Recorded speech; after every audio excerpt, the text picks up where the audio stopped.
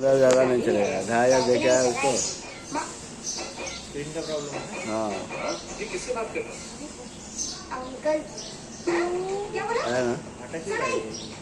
तेरा स्क्रीन की वजह से। तुझे खाने मिला? ये देख, हेलो ये देख। Very bad. अरे मैं गेम खेल रहा है। अरे यार मेरा गेम बच गया है। तू अंकल को बोल दे। झूठ क्यों बोला? मैंने कहा झूठ बोला?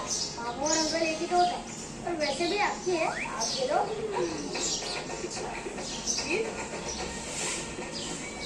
बस नाच ही था।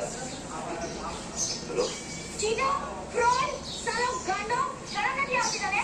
तू घोड़े क्या? मैं अभी आ रही हूँ तुम्हारी बैंड बजाने के लिए। आ जाओ। हाँ, जाइए ना बोल जाए। हाँ, अरे, अरे लड़के।